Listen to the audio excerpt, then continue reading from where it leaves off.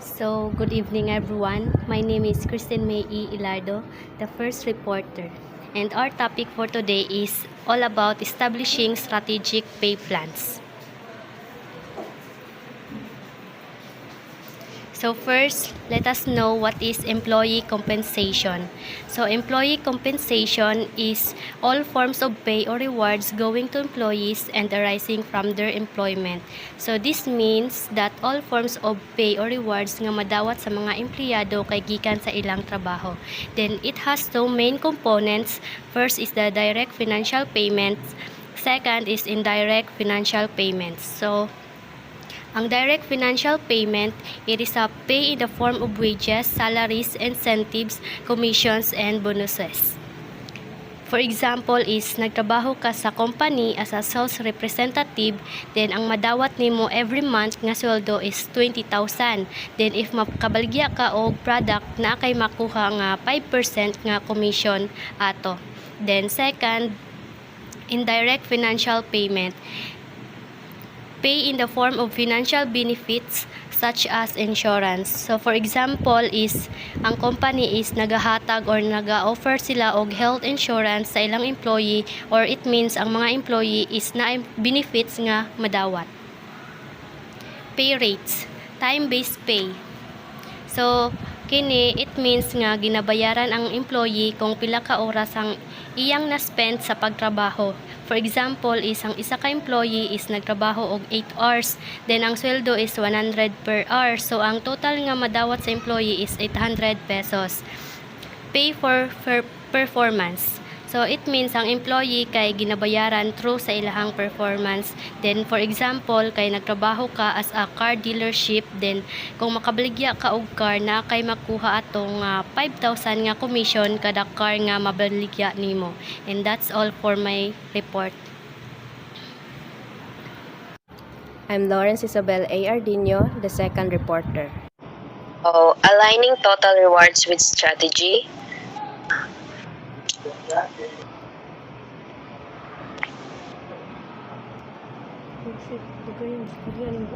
Align reward strategy, creating a compensation package, wages, incentives, and benefits that produces the employee behaviors the firm needs to achieve its competitive strategy. So, ang align reward strategy, meaning ang reward na mahatag sa employees are based on their contribution to the organization. Nag-aim po ni para ma-motivate ang employees and contribute to the success of the organization.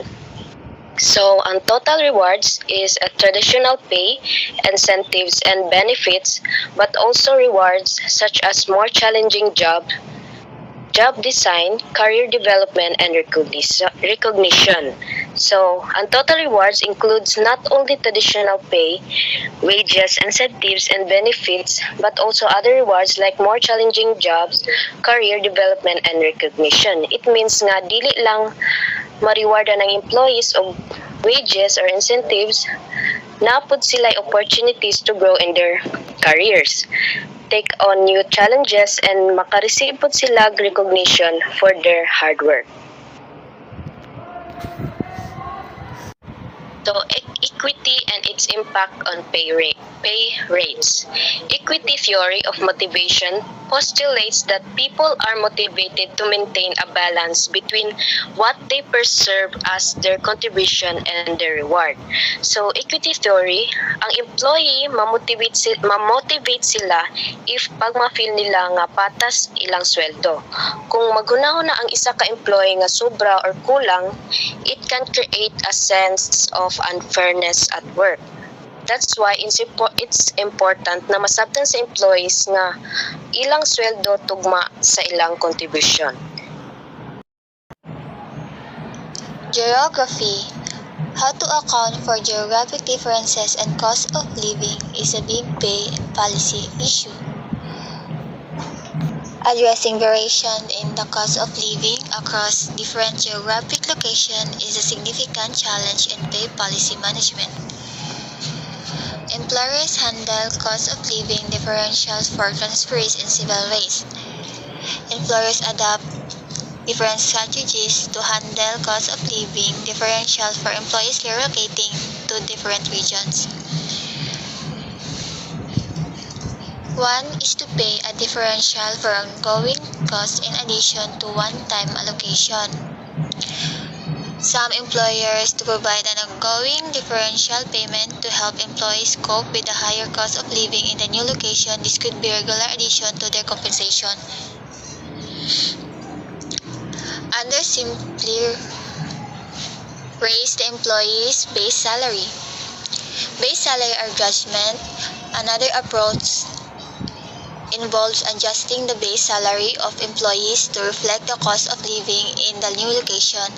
This establishes a new baseline for their overall compensation. So, kalima, sending employees overseas can complicate pay policies even further. Sending employees overseas introduces additional complexities due to variation in currency, cultural differences, and often higher costs associated with international living. The person usually gets allowances including cost of living, relocation, housing, education, etc. To simplify the relocation process, employers may provide employees with allowances covering different aspects, including cost of living, relocation expenses, housing, and education for dependents. Job evaluation methods. A systematic operation done in order to determine the worth of job relative to one another. Job evaluation is a systematic process undertaken to assess and determine the relative worth of different jobs within an organization. This helps establish a rational and equitable pay structure. Market-based approach involves conducting formal or informal salary surveys to determine what others in the relevant labor markets are paying for particular jobs. Then they use these figures to price their own jobs. The market-based approach to job evaluation involves systematically gathering information on prevailing salary levels through salary surveys and using this data to determine the compensation for specific jobs within an organization. These methods ensures that an organization's pay structure remains competitive and aligned with market standards. Job evaluation methods. Compensable factors and fundamental compensable elements of jobs such as skills, effort, responsibility, and working condition. Ang job evaluation is mao ni siya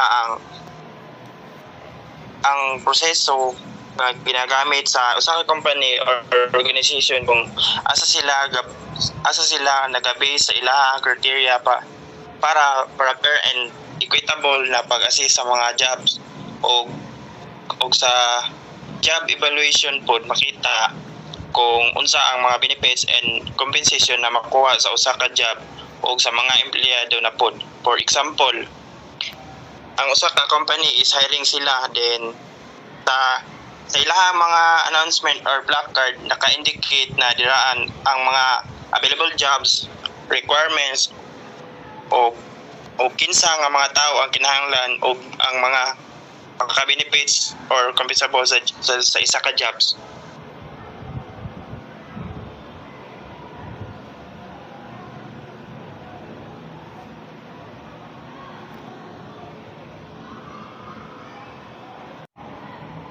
Benchmark jobs. A job that is used to anchor that employers to pay scale and around which other jobs are arranged in order of relative worth.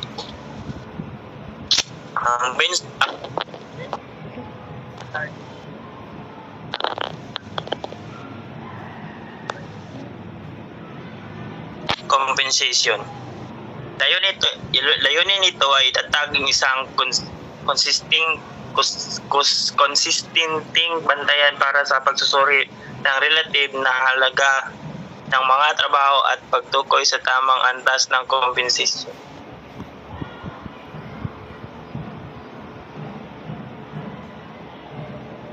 Halimbawa ay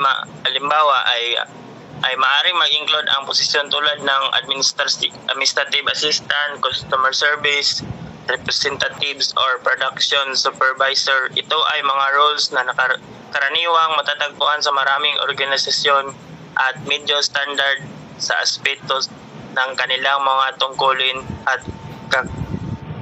kinakailangan.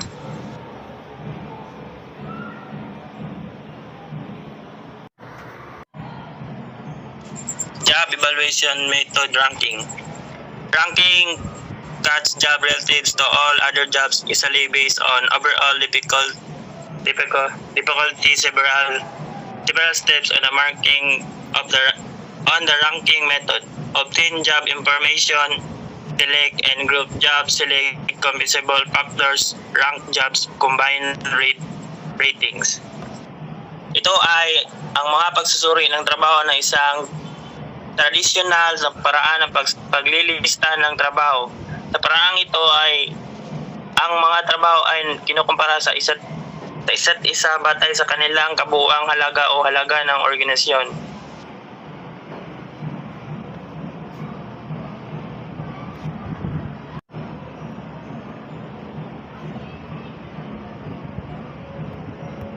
Inirank sila mula sa pinakamataas hanggang sa pinakababa. In terms sa kanilang kahalagaan o halaga, ang pag-rank na ito ay nagiging batayan para sa pagtatag ng isang trabaho sa loob ng organisasyon na maaaring gamitin para sa ibang layunin sa HR. Kasama na ang compensation. Example is kanang mga evaluation sa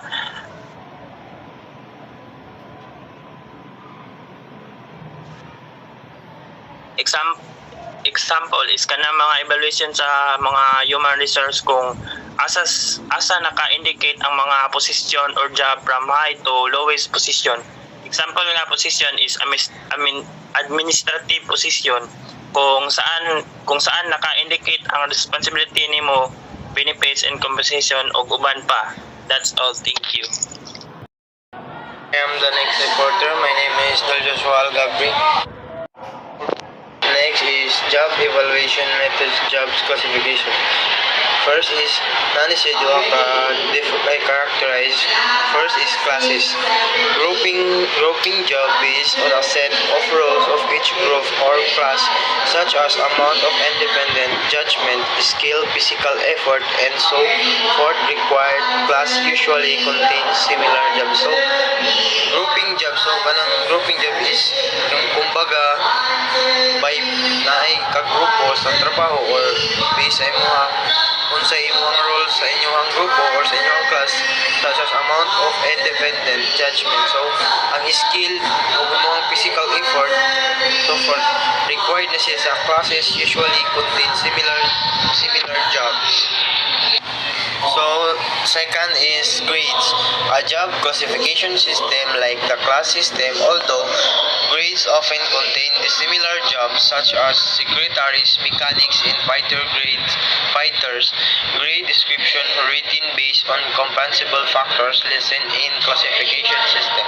So, grades jobs classification is pareha na siya sa class system, although nag-grades gihapon siya but the similar jobs such as na sila example sa secretary, sa mekaniko or sa mga bombero ka-grade gihapon ang ilang performance sa ilang trabaho based sa ilang compensable lesson sa kasi-klaseng sistema. Next is job evaluation methods, point method. So for the point method, the job evaluation method in which a number or compensable factors are identified and then the degree to which is of these factors of presentation the job. So mas lamang yun ang higher degree ka sa imong if mag-apply or mag-start kag new business kay daghan na knowledge o skill sa about business o kaning kung unsa nimo pag-grow sa imong business or sa imong companies unsa nimo sila pagdala pag-manage the factor present on the job determined. So my name is Iris Joy M. Karumba, the next reporter. How to create a market competitive pay plan. In a market competitive pay plan, a job compensation reflects the job value in the company as well as what other employers are paying for similar job in the marketplace. So the word competitive related to employer using their salary range to compete with another companies to secure high quality employee. You are likely to see this term included in job listings and online job board as selling point. Employers who offered competitive pay are often willing to negotiate a salary if it means hiring a more qualified employee. So the next is pricing managerial and professional job, compensating executive and managers. First is base pay. So base pay is the minimum salary paid to an employee.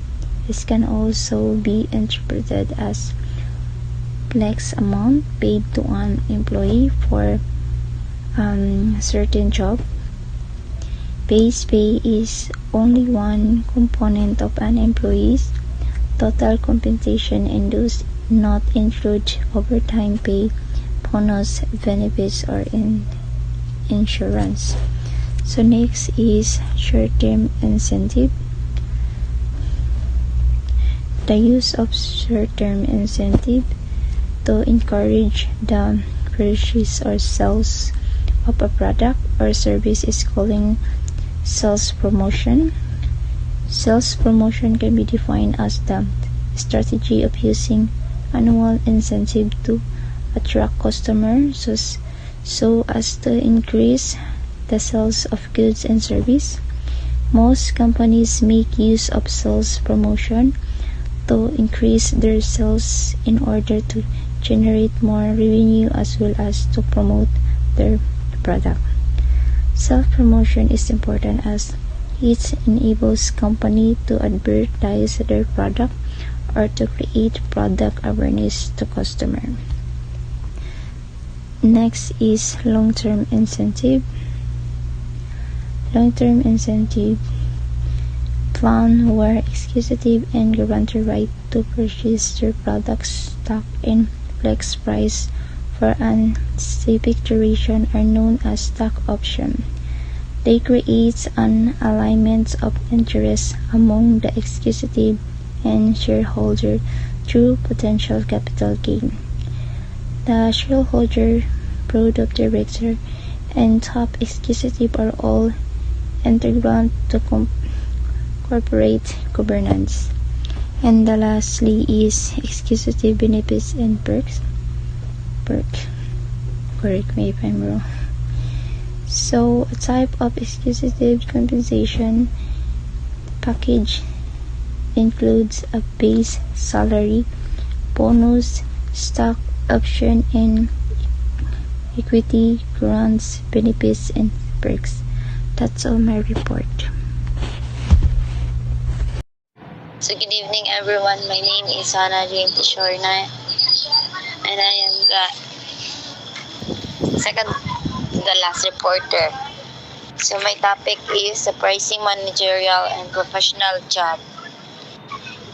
So before we start, let me explain what is executive pay.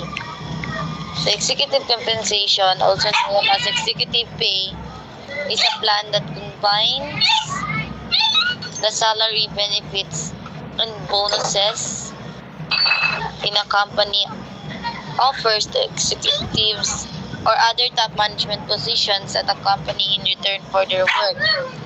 So what determines executive pay? First, the job complexity. Second, human capital. Third, ability to pay. Job complexity refers to jobs that are mentally challenging and therefore require the use of an employee's personal resources to cope with the amount of stress involved. Second, human capital. Communication skills, education, technical skills, creativity, experience, problem-solving skills, mental health, and personal resilience. Third, ability to pay. Base salary, stock options, personal benefits, perquisites, bonuses, and other benefit relating to compensation. Next, Elards.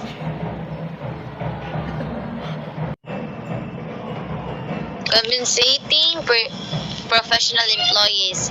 Employers should first ensure that each employee is actually a professional. So, dapat daw ang employers kay i-sure daw nila nga ang ilahang mga employee is professional bang o kung dapat formal yun sila kung how yan kung sa sila mag-handle sa isa ka situation, dapat formal and as a professional yun sila mo act.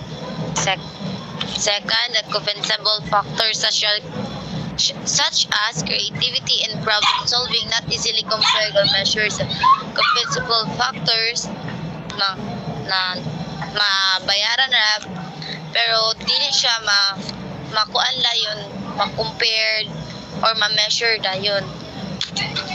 Employers can use job evaluation for professional jobs, but in reality, this is rarely the case. So, employers, pwede sila magamit ng job evaluation para sa professional jobs, pero ang mga kuan kay mga kanang sa job evaluation dili jud ingon nga kanang ma-apply jud in reality. So most employers therefore emphasize a market pricing approach for these jobs.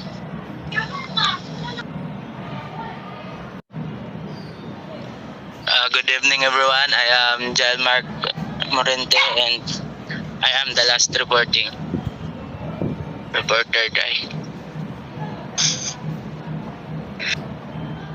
So, competencies-based, skill-based pay, where the company pays for the employees' range, depth, and types of skills and knowledge, rather than for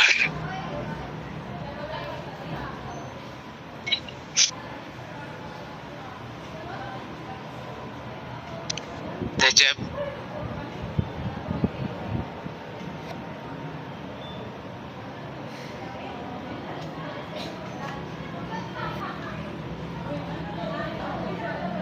So in skill-based pay, the company is paying your working skills by skills you have, not just by your position or title you have.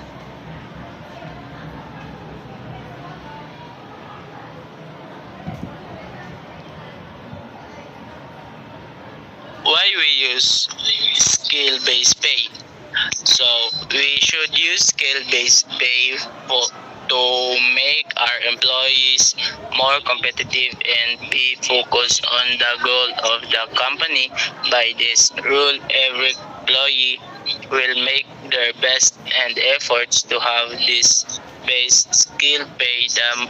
The more efforts you give, the more chance of higher salary they get.